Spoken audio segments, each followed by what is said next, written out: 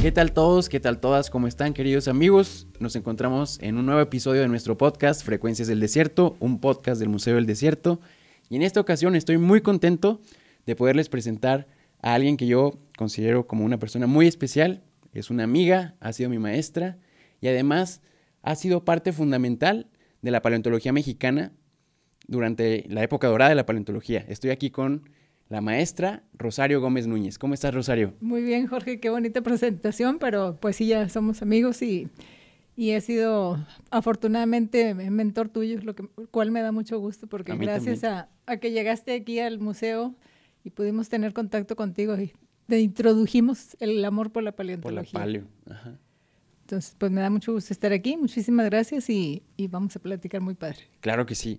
Dentro de lo que vamos a platicar van a ser algunas experiencias muy padres que hemos compartido, pero más importante y fundamental, la historia de la paleontología mexicana y cómo esta paleontología ha empapado a la región de Coahuila y el norte de México gracias al trabajo que han hecho el equipo de Rosario y otros personajes que también les iremos presentando a lo largo de nuestros episodios. Bueno, es muy padre decir que la paleontología y nombrarme como parte del proceso de desarrollo de la paleontología en Coahuila y en México, pero todo este trabajo no lo hice sola, obviamente. Este trabajo se ha logrado gracias a un equipo que de hecho cuando empezó eran jóvenes, muy jóvenes como ustedes, que estaban aún estudiando y que estaban estudiando ellos como para ser maestros de ciencias naturales en la normal superior. Y dentro de sus trabajos de colecciones que les pedían los maestros de las diferentes materias, ellos empezaron a encontrar los fósiles. Y cuando dieron con los fósiles, vieron que había una gran variedad de especies y de ellos. Entonces decidieron empezar a hacer una colección, pues agruparlos por las semejanzas y diferencias que ellos encontraban. Y no nada más eso, tratar de identificarlos en diferentes pues libros de paleontología en donde ya había publicaciones y para poder empezar a hacer una clasificación. Okay. Ellos empezaron como alumnos de la normal superior, se gradúan y algunos de ellos empiezan a hacer la maestría en la misma institución, la primera maestría que se creó de pedagogía de las ciencias naturales. Yo entro a hacer la maestría y ahí empiezo a trabajar con ellos. Esto fue en el 85, ya hace un buen número de años. 85. Antes del 85, ellos ya habían participado en la colecta en el rescate más bien de un mamut en los llanos Coahuila, con como pudieron hacerlo, como ellos entendían que se podía hacer, porque no teníamos apoyo de ningún tipo, no tenían conocimientos de paleontología. Entonces se rescató este mamut y con las limitaciones, pero se logró rescatar. Y en el 85 entonces ya yo me integro al grupo y empezamos lo que son los trabajos, pues seguimos con la colecta y ya un poquito de trabajos más formales. En este mismo año, en el 85, encuentran en Frontera, ajá, una de las compañeras del grupo encuentran otro mamut y lo reportan y del INA mandan a un maestro de la UNAM, que es el maestro René Hernández Rivera, okay, a ver a esta localidad y valorar qué es lo que había. Entonces, cuando llega ahí, la compañera que era del grupo que inicialmente se llamó Fundación Antares, lo invita a que venga a Saltillo para ver la colección que teníamos. Entonces ya llega René aquí a Saltillo, va y ve todos los fósiles que habíamos colectado, cómo estaban organizados, y nos dice, bueno, pues para no ser paleontólogos han hecho un trabajo muy sistemático. ¿Por qué no empiezan a ir en los veranos a la UNAM a capacitarse para que ya el trabajo que hagan sea más científico, más apegado a la cuestión paleontológica?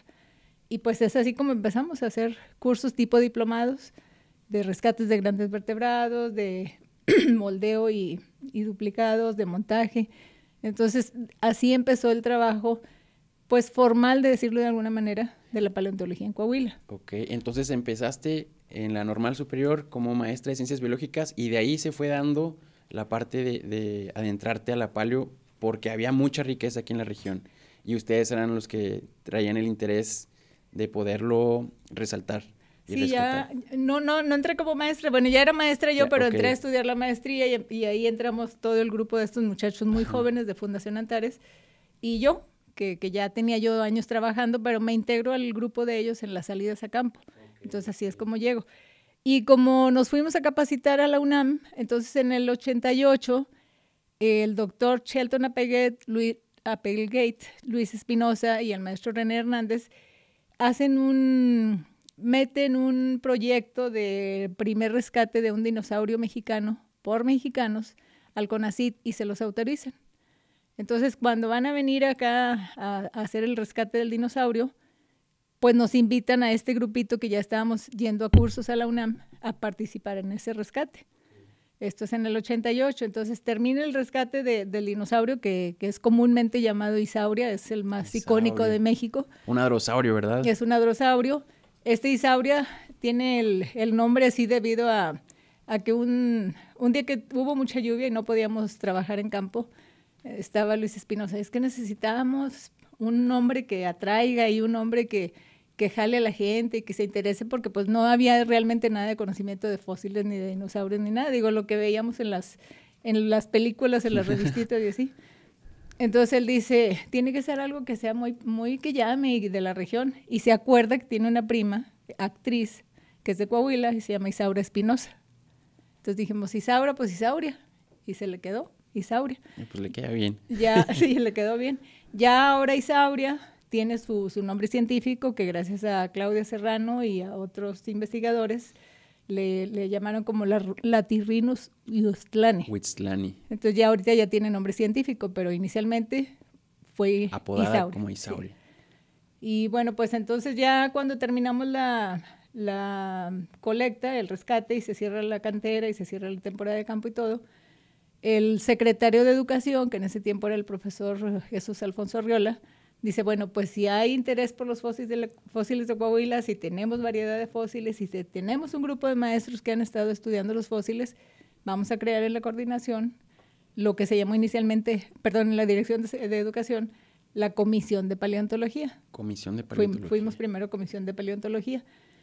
Así empezamos a funcionar en ese sexenio como primer grupo oficial que ya se iba a dedicar al estudio formal de los fósiles en Coahuila. ¡Wow! ¡Qué honor y qué padre Sí, que te sí, tocó fue estar desde el principio! Del principio, exactamente. Entonces, digo, si no tienes pregunta, le sigo. No, sí, le puedes seguir, sí. Ok. Ajá. Entonces, esto fue en el 88 y estuvimos haciendo trabajos de investigación seguimos haciendo trabajo, ya decidimos hacer como no estar colectando ya los fósiles, así nada más los que encontrábamos, sino que empezar a hacer como un registro de fósiles del estado. Ok. Empezamos por la región sureste.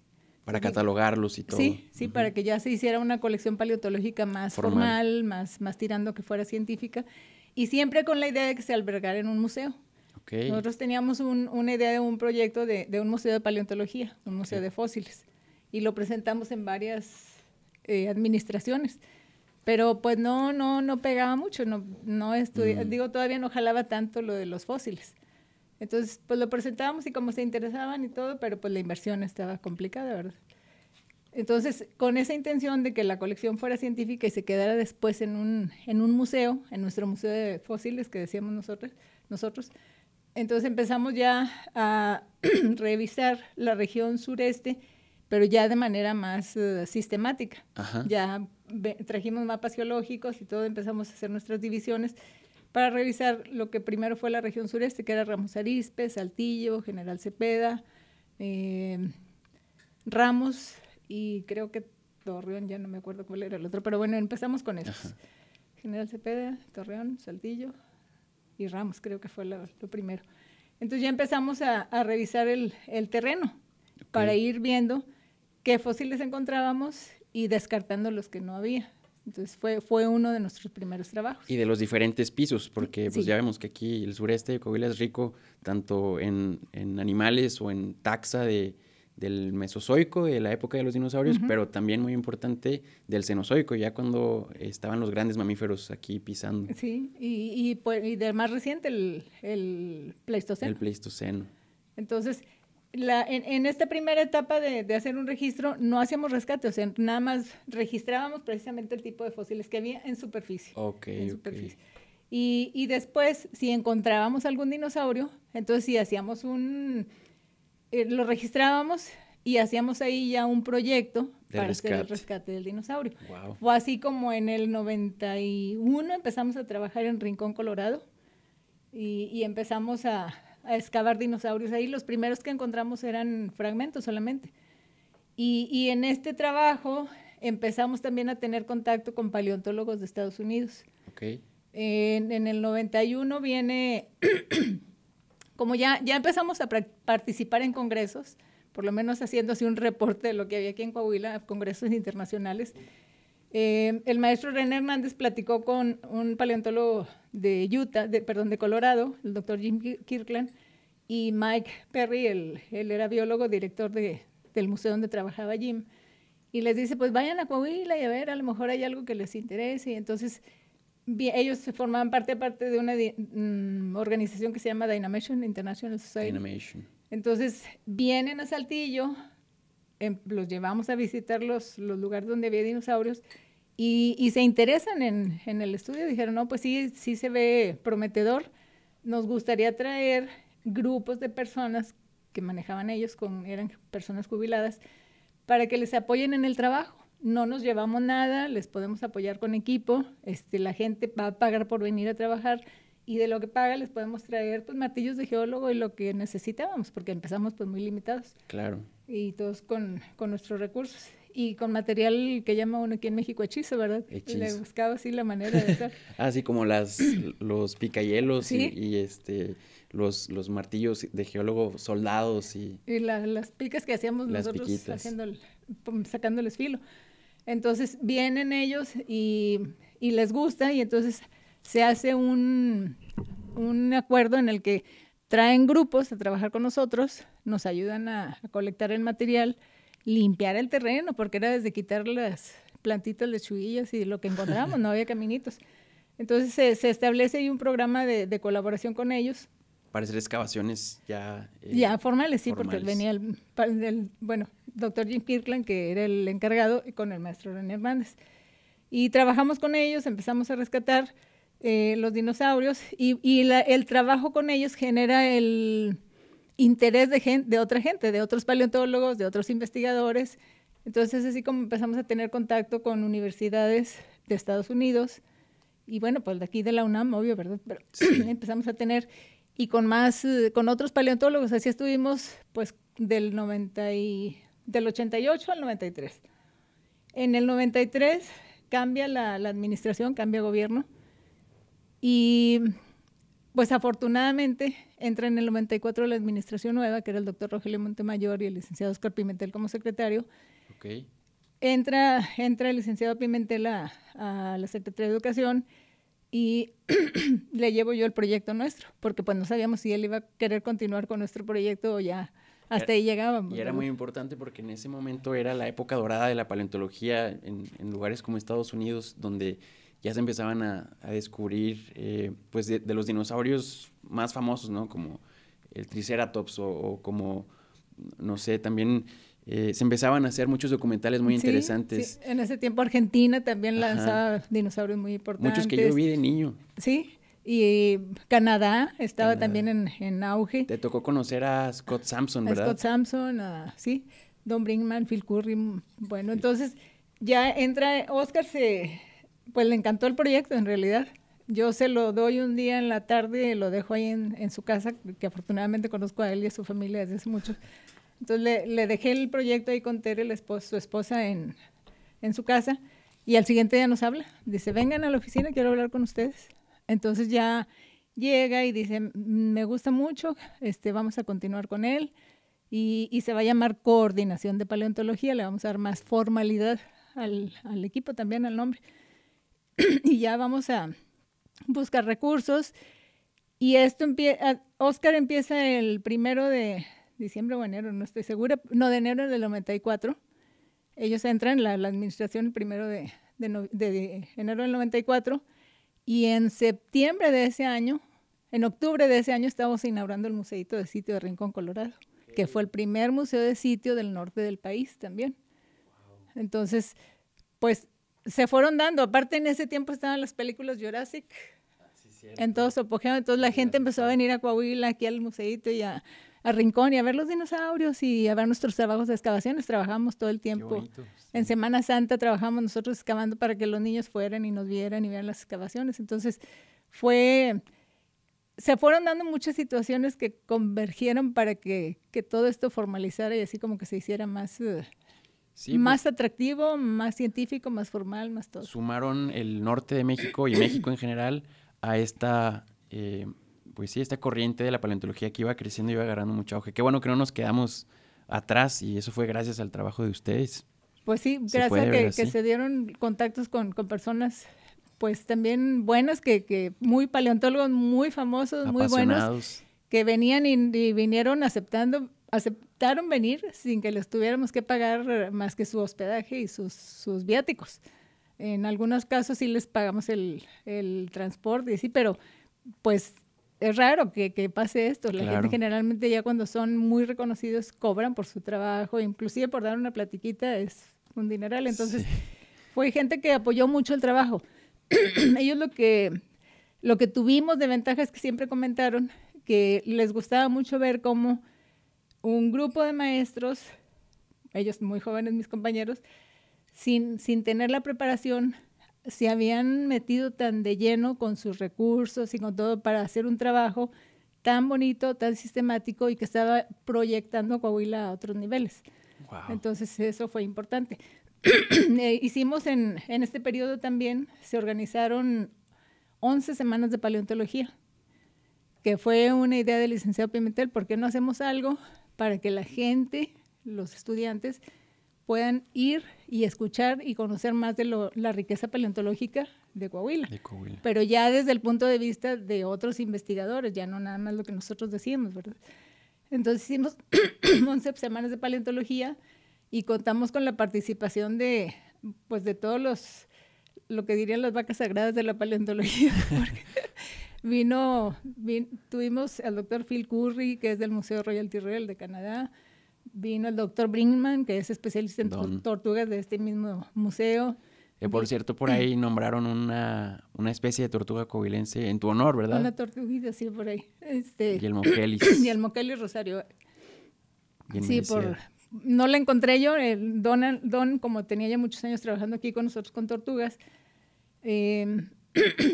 decidió, en ese tiempo eran como 34 años de trabajo para la proyección de Coahuila, entonces del apoyo y de conseguir recursos y todo, y decidió ponerle el nombre.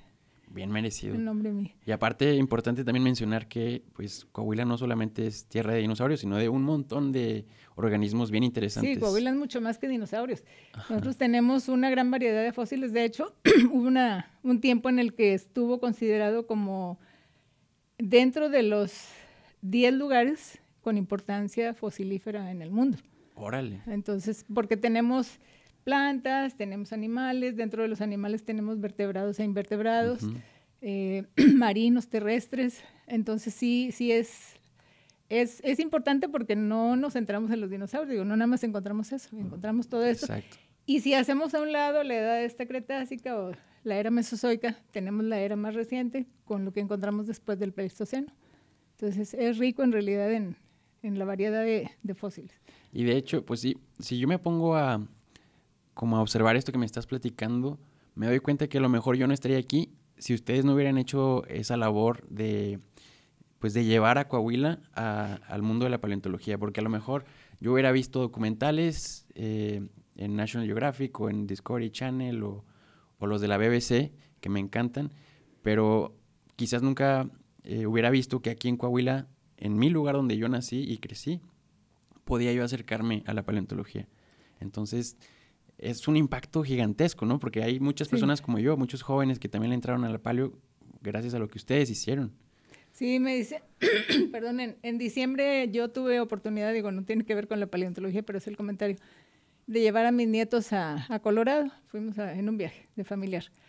Y un amigo de ella, que es Mike Perry, que es de los primeros que estuvo aquí en Coahuila. Otra vaca sagrada. Sí, les dice a mis nietos, su abuelo, ustedes deben saber que su abuela y su equipo, o sea, Marta, René, Nacho, todos, deberían tener estatuas ahí afuera del museo, porque gracias a ellos ahorita tienen todo lo que tienen de paleontología en Coahuila. Sí ha habido muchos grupos, digo, no quiero ser así como el yo-yo. Ha habido grupos de coleccionistas y todo. La diferencia que nos marcó a nosotros fue que fuimos el primer grupo oficial que se dedicó al estudio de la paleontología y que nuestra función no era colectar, pues, por colectar una mejor pieza, sino para mostrar la riqueza paleontológica de Coahuila para el mundo. Un patrimonio, resaltarlo. Exactamente, sí. Protegerlo. Entonces, bueno, ya en el 91 fuimos a dar a Rincón y en Rincón encontramos Belafrons. Belafrons coahuilenses. Encontró Marta Carolina y Nacho. Encontraron unas vértebras en superficie y al excavar pues siguieron saliendo y se decidió hacer un estudio ya más profundo. Para esta fecha, como resultado de una de las semanas de paleontología en que habíamos tenido contacto con el doctor Scott Sampson y otros de especialistas en dinos, ellos deciden hacer un proyecto en Coahuila también que se llama Dinosaurios de la Cuenca de Parras. Órale. Y en este proyecto que íbamos a hacer de dinosaurios, se establece un acuerdo de colaboración entre 3 países, que fue México, Estados Unidos y Canadá. ¿En qué año fue esto? Esto fue en el 90, y ahorita te digo, aproximadamente en el 90 y... En los 90s, finales de los 90s. No, debe haber sido como en el 95, 96. Poquito antes de que yo naciera. Ahorita lo checamos aquí las fechas, pero bueno, no te preocupes. Pero fue más o menos en esas fechas. Y vienen, y se hace un acuerdo de colaboración, y como ya para esta fecha, no debe haber sido en el 2000, porque ya estaba el museo, empezaba a funcionar ya. Entonces, y en el 99 se abrió. Sí, esa es otra cosa de las sí. que... Entonces, sí. Entonces debe haber sido entre el 99 y 2000. Se establece este acuerdo de colaboración, y por Coahuila, por México, vamos de Coahuila, la Secretaría de Educación, la Coordinación de Paleontología, y la Asociación Amigos del Desierto, que empezaba como museo, el Museo Royal Tyrrell y la Universidad de Utah. Entonces, como parte de este proyecto, el primer dinosaurio que surge es el Belafrons coahuilensis. Este Belafrons en el 2003, ahorita las fechas las vemos, pero sí. se excava en 3 temporadas de campo, porque empezamos en superficie, fuimos excavando hasta... yo creo que unos 10 metros, y lo más profundo pues era ya muy, muy fuerte el sedimento, muy duro. Entonces, difícil de excavar. Sí, hubo necesidad de con martillo hidráulico poder excavar. Y todo este material para su estudio se dividió entre la Universidad de Utah y aquí nosotros, la Coordinación de Paleontología, que ya elaborábamos en lo que es el laboratorio de paleontología de aquí del museo. El museo. Para su preparación. Afortunadamente de este dinosaurio salen fragmentos de la cabeza, y a la hora de reconstruirlo, pues ven que la cresta que tiene es un dinosaurio drosaurio, de los que tienen cresta, que la cresta que tiene es totalmente diferente a las que ya estaban descritas en el resto del mundo. Entonces, pues para fortuna nuestra, sorpresota, fue un dinosaurio de nuevo género y especie. De México para el mundo, en muchos años que no se había nombrado un dinosaurio, no nada más aquí en Coahuila, sino en varias partes del mundo, en América del Norte. Ajá. Entonces, ya se presenta en una universidad, en una rueda de prensa en la Universidad de Utah, y pues fue muy bonito, porque estábamos allá y empieza en mi teléfono la BBC de Londres, y no sé, así, y rapidito se fue la noticia a todas partes del mundo. Le decimos el dinosaurio que viajó por todo el mundo, porque llegamos así, checamos una página en internet y estaba en Moscú, hasta lugares que ni sabíamos que existían, pero en Moscú, en Italia, en muchas partes del mundo, y nos estaban hablando para entrevistar a Marta, a Scott y saber más del dinosaurio. Entonces fue muy bonito, porque gracias a este dinosaurio se puso a Coahuila en el mapa de los dinosaurios. Bueno, a México y Coahuila en el mapa de la paleontología. ¡Pum! Sí, entonces pues han sido muchas, esta es una de las muchas cosas bonitas que se han logrado, pues que han proyectado, que han tenido una proyección mayor claro. a las otras. Sí, pues la BBC, que había publicado siempre Iguanodon o el alosaurio o cualquiera de los dinosaurios que nosotros como fans de los documentales pues nunca imaginaríamos que hubiera un dinosaurio mexicano por ahí, ¿no? O sea, que también hiciera tanto ruido. Sí, la fortuna de encontrar los restos de la cabeza y todo Exacto. eso. Entonces, pues siguiendo con este mismo proyecto, después aparece un segundo dinosaurio que encontró el profesor Claudio de León, que una temporada estuvo trabajando también aquí con nosotros. Y también es nuevo, género y especie, y es importante porque ya no es un hadrosaurio. Los hadrosaurios eran los que más encontrábamos. Ok, los más comunes. Sí, los más comunes. Este es un ceratópsido, de los que tienen cuernos en la cabeza. Primos de los, bueno, al cual pertenece Triceratops, ¿verdad? Sí, el más conocido es famoso, el Triceratops. Sí. Entonces se llama Coahuiloceratops magnacuerna, y lo que tiene de diferente de los otros ceratópsidos, que tiene un gran cuerno, un cuerno magno. Por eso recibe el nombre. Entonces, pues es otra noticia que también tiene un impacto diferente y se va a todo el mundo, porque es un dinosaurio diferente, es el primer ceratópsido y llegó también Orgullo, a género aparte. y especie. Claro, sí, todo. Sí. Estuve leyendo, por ejemplo, que a lo mejor no es tan grande como el Triceratops horridus, pero lo que sí es que sus cuernos sí rivalizan con el tamaño de los cuernos de Triceratops, alrededor de 1.2 metros de longitud. Entonces, pues, algo de lo que podemos estar muy orgullosos. Y de este dinosaurio no se encontró el cuerpo, pero afortunadamente se pudo completar con otro ceratópsido que se encontró en Utah y que era del mismo tamaño de este. Ok, entonces, más o menos del mismo grupo, emparentado cercanamente. Sí, entonces ya se completó y es el que tenemos aquí en exhibición en los pabellones de aquí del museo. El esqueleto de este dinosaurio también tiene una particularidad importante porque lo hizo Rob Gaston. Okay. Rob Gaston es un paleoescultor muy famoso en Estados Unidos. Él tiene una compañía que se llama Gaston Design Incorporation. Gaston Design. Y él hizo la primera réplica, pues de Belafrons también, y luego del Coahuiloceratops, pero tuvo pues, benevolencia. Ok. Porque su material lo vende muy caro. Él hizo algunos de los huesos que salen en la sala que sale en el museo de la película Jurassic Park, no sé qué número. Wow. Entonces, sus esqueletos se exhiben en esa película. Es muy famoso, es muy conocido.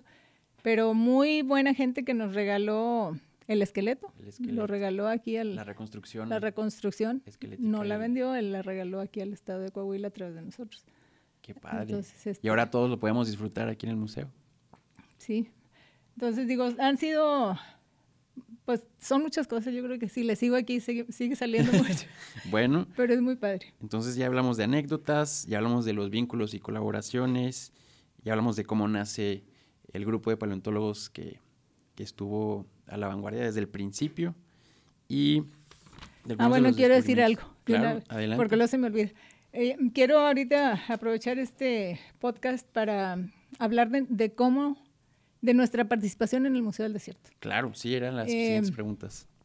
El Museo del Desierto, inicialmente, como proyecto nuestro, era un museo de paleontología, como te había comentado. Ajá. Durante este periodo de gobierno del doctor Montemayor, el señor el biólogo Mike Perry, director del Museo del Oeste de Utah, y yo sugerimos que hiciéramos un acuerdo, más bien una hermandad entre Coahuila y Colorado por los dinosaurios. Qué chulada. Entonces, él promovió con su gobernador allá en Colorado y yo lo promoví con el gobernador de aquí. Y sí, logramos que se firmara este acuerdo. Fuimos a Denver, ahí fue donde se firmó. Y entre los paseos que hizo el doctor Montemayor, que le teníamos programados, fue visitar el Museo de Historia Natural de Denver. Que estaba también recién remodelado. Entonces ve el doctor Montemayor el museo y ahí es donde dice, no, nuestro museo no va a ser nada más de paleontología, tiene que ser un museo más grande, que hable del desierto, que muestre esto y esto y esto. Historia natural. De historia natural. Y ahí surge la idea del Museo del Desierto. Qué padre. Llegando acá, ya él pues participa en algunos también como concursos que había de gobierno federal para los recursos, y lanza la convocatoria para ver quién presenta proyectos para el Museo del Desierto. Okay. Entonces, pues surgió de una idea sencilla nuestra que se vino a hacer un museo mucho mayor. Y la idea le surgió al doctor en Denver, después de ver el Museo del Desierto. Entonces, ya estando acá, el licenciado Pimentel y él hacen un equipo para que visitemos diferentes museos de historia natural en Estados Unidos y tener ideas un poquito más de qué se podía hacer, aparte de lo que presentaron los que hicieron sus proyectos aquí, ¿verdad? Entonces, en este equipo lo lidera el ingeniero Oscar Pimentel, que es ingeniero, que en paz descanse, y él, Marta Carolina, la licenciada Magolo, creo que Arturo González y yo, no sé si alguien más, no recuerdo, espero no estar omitiendo nada. Yo en particular organicé con los diferentes museos la visita del equipo. Como ya teníamos para este tiempo contacto ya con más paleontólogos, relación con más museos, porque ya habíamos participado en más congresos, entonces fue fácil que organizáramos este tour. Y pues el que más se parecía a lo que nosotros necesitábamos fue el Museo del Desierto de Arizona, el Museo de Arizona, del Desierto de Arizona, Sonora. Okay. Entonces, pues ya regresamos aquí y entonces ya se empezaron a cristalizar de manera más formal los proyectos. Se escogió el de Margen Rojo y se invitó a participar a más gentes para guiones y para cosas, porque ya no era nada más paleontología. Sí, se volvió algo gigante. Sí. Entonces empezaron la construcción en el 97. En el 97, sí. Y en el 99 se inaugura. Ya como tal, el Museo del Desierto. Sí. Y pues del 99 para acá aquí estamos todavía. Y aquí estamos como una de las casas más importantes de historia natural de México y de Latinoamérica, que han inspirado bastante a muchas generaciones a observar el patrimonio natural que podemos tener aquí en nuestro país, en un ecosistema que a lo mejor puede ser infravalorado y pues que también nos ofrece estos secretos de los dinosaurios y todo lo demás. Y pues, perdón que te interrumpa, también gracias a esto que se estuvo haciendo como parte de la coordinación, pues ya surgieron también otras investigaciones de mucha otra gente que gracias a Dios da a conocer mucho de Coahuila, ya no nada más, pues entre más gente más se encuentra y más se divulga. Claro. Entonces, gracias a eso tenemos dinosaurios ya que han nombrado gente de otras instituciones, ya no nada más los nuestros. Entonces, también pues eso es bonito. Sí, es bonito que ustedes abrieron esa vertiente y esas oportunidades para Coahuila y aquí estamos. En el 2025, celebrando también el 25 aniversario ya del museo. El museo, sí. Y también quería aprovechar para preguntarte, pues después de todo lo que hemos platicado, ¿cómo te sientes de formar parte de todo esto? Bueno, pues mira, es bonito. No fue algo que planeé en mi vida porque yo era maestra de biología, de ciencias naturales, hasta de teatro en la Normal de Educadoras. Trabajé en un jardín de niños en el Boregar por unos años, en la secundaria Viesca. Entonces, nunca imaginé que mi vida iba a dar este vuelco. Yo estaba inmersa en el sistema educativo.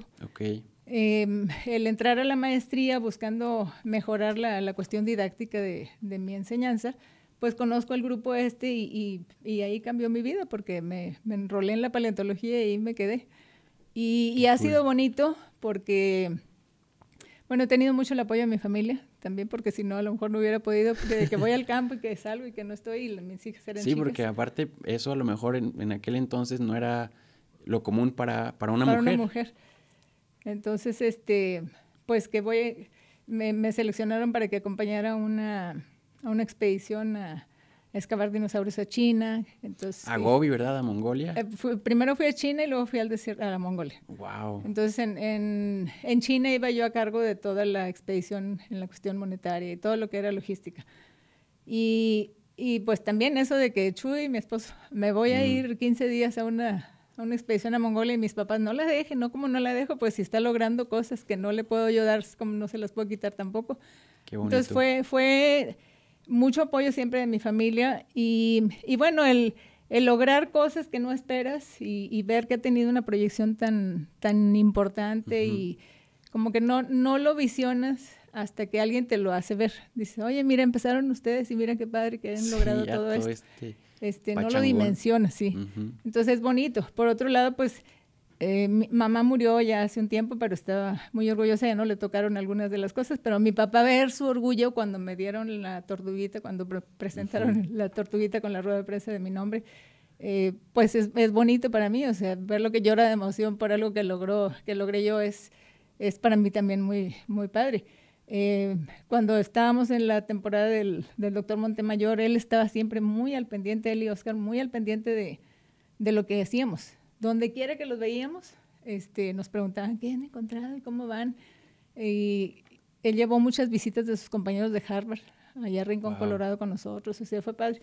Pero cositas, detallitos de que un día estábamos paradas en una esquina y me dice mi niña, porque pasa el doctor Montemayor y me dice, mami, el gobernador te conoce. O sea, cositas así. Y si hablamos de ciencia, pues el poder haber impactado, ojalá, en tanto niño que fue a visitarnos, en tanto niño al que les hemos dado conferencias, pues esa es una satisfacción personal, profesional muy grande.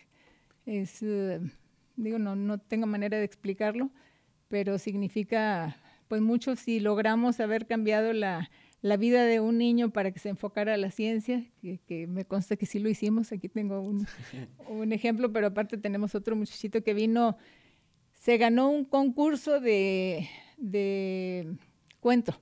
Órale. En Monclova. Y su premio a sus papás quiso que lo trajeran a trabajar con nosotros en vacaciones en paleontología. Estábamos en el Parque Venustiano Carranza porque recorrimos, antes de llegar aquí, recorrimos muchos espacios. Entonces ahí teníamos un mini museo. Y llegó el niño chiquitito, estaba como de quinto de primaria y terminó siendo ingeniero geólogo. Hasta Alemania se fue a una maestría y todo. Entonces pues son satisfacciones que no puedes explicar, pero son muy bonitas. Sí, es el impacto más profundo que se puede tener cuando permea así en la sociedad. Exactamente, sí. Y haber logrado cosas como para Rincón, Colorado, que les excavaran un pozo para que tuvieran agua. En Presa de San Antonio, que fue donde colectamos Isauria, no había autobús porque no llegaban, lograr que pasara el autobús por ahí. Hacer estas pequeñas cosas para las comunidades en las que estábamos trabajando, pues también es bueno, y finalmente era algo de nuestra intención, no nada más ir y quitar, sino ir y redituar algo por lo que estábamos obteniendo ahí de ellos, tratar de ayudarlos un poquito a mejorar sus condiciones de vida, todo esto. El haber logrado acá en Rincón, Colorado, que se decrete zona paleontológica, que ahora la gente de ahí está más inmersa en el cuidado de los fósiles. El pueblito está pues más atractivo turísticamente hablando. Claro. Venden ahora ya figuras de dinosaurios de madera, de barro, cubrebocas con dinosaurios bordados. Entonces todo eso pues fue cosa que iniciamos nosotros, es bonito. Y ver que pudimos impactar de alguna manera positiva, tanto educativamente hablando como turísticamente, económicamente y todo eso, pues no tengo palabras para decir lo que siento, pero es una sensación buena, bonita. Qué hermoso. Sí, es una labor muy noble y un impacto muy, muy bonito que has tenido y que va a seguir. Es un legado. Y quiero recalcar, no es mío nada más, porque somos todo un equipo. O sea, hemos estado Marta, René, Nacho, Ale, todo el equipo. Ubaldo, que estuvo el ingeniero Ubaldo, que estuvo una temporada con nosotros. En la época dorada, como dices tú, tuvimos muchísimos voluntarios, amas de casa, señores de los ejidos. Entonces, fue un trabajo de un buen equipo, de mucha gente, no nada más mío. Es satisfactorio. Yo agradezco a la Coordinación de Paleontología, es un equipo muy integrado, muy dedicado, y gracias a ellos es que pudimos lograr todo lo que ahorita, de lo que estamos platicando ahorita, y muchas cosas que se quedan todavía sin mencionar, porque sí, son muchos años, son 34 años de trabajo en 34. Paleontología solamente. Sí. De los cuales yo tuve la dicha de participar contigo en 4 al menos, 4 años, desde el 2018 al 22, en un proyecto de rescate de vertebrados del Pleistoceno, de la Edad de Hielo, en San Luis Potosí, con el buen doctor Wade Miller. Sí, pues tuvimos la fortuna también de que nos invitaran a trabajar como paleontólogos en la Universidad de San Luis Potosí, en la Facultad de Arqueología, porque ellos no tenían conocimiento paleontológico, y hubo una localidad en la que encontramos pues más restos de animales que humanos. Entonces nos invitamos, y ahí fue donde te conocimos, te llevamos y sí, que les agradezco eternamente que me hayan dado la oportunidad de entrar al mundo de la paleontología. No, y nosotros a ti, yo me acuerdo que fuimos al curso aquel de geología, ¿te acuerdas? Sí, que cierto. fuimos a dar. Y que el doctor Miller, pues con su inglés, hizo español muy limitado, entonces ya tú le traducías y nos ayudabas en la explicación con los muchachos que eran de tu edad y todo. Y cuando fuimos a la localidad que llevó aquel señor alemán, también que empezaste tú a hablar alemán y que todos así se quedaron, pues sí, fue una ayuda. Te digo, hemos contado afortunadamente para lograr lo que hemos logrado con gente como tú, que llega y se inmiscuye y nos ayuda en lo que no podemos nosotros, entonces... Pues eso se agradece porque somos muchos los jóvenes que a veces pensamos que no nos van a dar entrada, ¿no? a ese mundo o a esas oportunidades, y ustedes lo hicieron conmigo y pues gracias a ustedes ahorita estoy donde estoy y estoy muy orgulloso y siempre los voy a reconocer como mis amigos y mis maestros. Y nosotros a ti, porque eres... nos gustaba mucho llevarte porque aparte de que eres buen niño, muy... También, o sea, te enfocaban mucho, no ibas a lo que ibas, porque sí. han ido muchos niños. Ha habido muchos que queremos ser paleontólogos y llegan y no, pues a la primera temporada de campo no aguantan y se van, ¿verdad? Sí, no es para todos. Es muy pesado, sí. Es pesado. Pero otros han llegado que han logrado buenas cosas. Entre ellos estás tú, hay un joven Octavio que ahorita trabaja en Monterrey, Perlita, que también de Veracruz, ahorita está en Michoacán, no sé, de ahí nos han tocado muy buenos elementos. Yo creo que más buenos que malos, pero sí hay unos que de repente llegan y se desaniman de volada. Me gustaría que me platicaras o nos platicaras un poquito más sobre este equipo de trabajo con el cual has compartido todas estas experiencias. Bueno, sí, hemos tenido, mis compañeros de equipo han sido Marta Carolina Guillón Martínez. Tuvimos 2 compañeros en el primer sexenio, nada más que ellos se fueron después de maestros a la normal, que es la maestra Laura Sumiko Miyaki Espinosa y Felipe Villegas, Sánchez Villegas. Y después nos quedamos Marta Carolina Guillón, Carlos René Delgado, José Ignacio Vallejo, José López, que es un muchacho que vivía en Presa de San Antonio y por un tiempo también se vino pues nos los trajimos porque era muy bueno para encontrar fósiles y pues muy fuerte también, entonces nos ayudaba en todo, cargar y en campo era buenísimo para estar ahí también con nosotros. Nos lo trajimos, estuvo pues, alrededor de unos 10 años trabajando con nosotros. Órale. Otro de los logros que tuvimos en la coordinación es que Marta Carolina fue seleccionada para irse a hacer una maestría en paleontología en la Universidad SMU, que es la Metodista del Sur de Dallas, en Texas. Órale. Entonces Marta, pues, realmente es la primer paleontóloga coahuilense que se dedicó y que se dedica al estudio de los fósiles. Esto fue importante porque al principio, como no éramos nosotros paleontólogos, pues no podíamos publicar, hacer artículos científicos porque no teníamos el título. Okay. Sí publicamos porque pues tuvimos la participación de la Universidad de Utah, la BYU del Dr. Miller, pero siempre pues iban como primeros, bueno, ellos eran los autores, no podíamos ninguno de nosotros, sí íbamos como coautores. Okay. Pero ya al tener una paleontóloga en el equipo, ya implicaba el que se pudiera tener la autoría para publicar de nosotros, sí, ya no teníamos que depender de los otros investigadores. Entonces, Marta estuvo 4 años estudiando allá y obtuvo su título. Su título es en geología, pero con aplicación también en paleontología. Entonces, pues también es un logro porque es la primera coahuilense titulada como paleontólogo, geólogo y paleontólogo. Qué hermoso. También nos va a tocar entrevistar a Marta, a la maestra Marta Carolina. Y pues Nacho ya le parte de lo que podían aportar en conocimientos, ellos son artistas. Entonces nos apoyaron mucho en todo lo que era la reconstrucción de organismos, de los cómo lucirían con vida los bichitos que encontrábamos, pero también de los paleoambientes, o sea, cómo era el lugar en el que vivían, qué tipo de plantas, todo esto.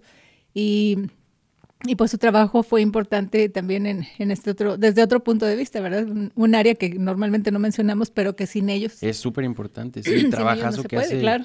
que hace Nacho para poder, por ejemplo, a los niños, ¿no? Como a nosotros, a lo mejor no le vemos forma a un hueso, pero cuando alguien como Nacho hace su trabajo, te revive un dinosaurio, te revive una planta extinta y te hace que tu imaginación explote. Entonces, saludos también al Nacho. Sí, Excelente. y Carlos René pues se enfocó más en la cuestión geológica. Ajá. Entonces él no pudo irse a estudiar la carrera como Marta porque pues ya tenía él su familia y era un poco más difícil dejarla por 4 años, pero él se enfocó en la cuestión geológica y también él estuvo con 3 meses de capacitación como un tipo de diplomado en Colorado, en el Museo del Oeste de Colorado, y trabajó con pues Bob Bakker, que era muy famoso en ese tiempo, y con otros paleontólogos muy... Entonces tuvimos este tipo de capacitaciones pues más formales que nos enfocaron. Yo mi función fue más administrativa. Siempre fue la cuestión de... Y vinculación. Y vinculación, sí. Algo que yo la de conseguir los aprendido. recursos, de verlo, solicitar los permisos, la comunicación con las comunidades, con los alcaldes, con quien sea, y para lograr el apoyo, y primero el permiso y luego los apoyos.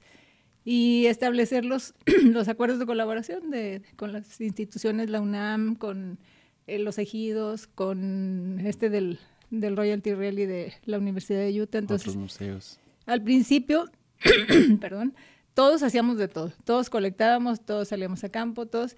Ya cuando se fue estableciendo un poco más formal el trabajo, ya como coordinación, entonces sí hubo necesidad de separar roles. Sí, ya de hacer roles, y porque pues ya no era de que ya llegábamos al campo sin nada, ya teníamos un proyecto y como parte del proyecto había que pedir permiso en INAH, había que pedir permiso a esta otra institución. Entonces yo siempre me dediqué a la cuestión administrativa, ¿no? Sigo cuando hace falta todavía. Y sí participaba en los proyectos en los tiempos en los que no tenía que andar con políticos o con instituciones, también excavando, yendo a campo y excavando y haciendo lo que fuera necesario. Entonces, pues han sido muchísimas cosas. Muy Qué padres. padre. Y bueno, aprovechando ahorita que decías o que platicábamos sobre lo difícil que podía ser para una mujer meterse a todo este mundo, ¿qué le dirías a las chicas o a las mujeres que tienen este sueño también de entrar en el mundo de la paleontología? Yo pienso que no debes detenerte. O sea, si tienes un sueño, una meta, un propósito que realmente sea algo que desees, busca la manera de lograrlo. Las cosas no son siempre sencillas, tendrás que tocar puertas, tendrás que recibir muchos no, pero algún día vas a encontrar la oportunidad y si la sabes aprovechar, lo vas a poder lograr. Cuando haces las cosas convencida y de corazón, yo creo que las puedes lograr. Con dificultades no creo que a nadie le haya sido fácil lograr cosas. A todos nos cuesta, pero si realmente quieres algo, lucha por eso que quieres y para que lo puedas lograr. Sería mi consejo. Tu consejo. Y pues bueno, igual y para finalizar, si es que no tienes todavía algo más que te gustaría agregar, no sé si pudieras dejar también un mensaje final para todos los que nos están escuchando, todas y todos los que nos están escuchando, que a lo mejor también tienen este sueño de la ciencia o de ser paleontólogos, paleontólogas, o de lograr hacer proyectos tan grandes como un museo, etcétera. Bueno, como les decía, nosotros fue una cuestión también muy inesperada, no fue algo que estuviéramos buscando. Entonces, a lo mejor por principio de cuentas, para lograr que se propongan metas y objetivos, todo. Claros. Pero que no vayan siempre con la idea de que voy a hacer esto por esto. Buscando la ganancia antes de tiempo. O sea, si tú haces tu trabajo, lo haces bien, los logros, los reconocimientos, la proyección va a llegar solita. No partir con esa idea, quiero hacer esto porque quiero sobresalir en esto, porque quiero lograr que me reconozcan por esto. No, hazlo porque es tu deseo, porque es tu pasión, y una vez que lo logras, pues las cosas llegan solitas, por añadidura. Pues qué bonito. Muchas gracias, Rosario, por estar aquí. Gracias a ti. No sé si te gustaría agregar algo más o... Podrán notar que me encantó mi trabajo como maestra, mi trabajo como paleontóloga. Bueno, no paleontóloga, en la paleontología, porque no soy paleontóloga, pero en la paleontología. Honoris causa. Honoris causa a lo mejor, pero bueno, me encantó mi trabajo y profesional y personalmente hablando, siento muy bonito el poder haber realizado tanta cosa sin realmente planear que fuera así. Entonces, y mira lo que se logró. Sí, entonces agradezco mucho la participación de todos mis compañeros, el haberme invitado a ese grupo inicial que es Fundación Antares, porque si no hubiera tenido esa invitación no hubiera estado aquí tampoco. Ok. Entonces, qué bueno que esas compañeras, esos compañeros en la maestría me invitaron a salir con ellos a campo, me involucraron con los fósiles y pues terminé siendo la coordinadora de paleontología en el estado. Muy padre. Pues sí, trascendental todo el trabajo. Entonces, pues un saludo a todos. Muchas gracias. Gracias, a ti, Chayito, por estar aquí con nosotros, compartirnos toda tu trayectoria y hacernos ver todo lo que se puede lograr si se trabaja con pasión y si alguien tiene el interés de entrar al mundo de la ciencia y la paleontología.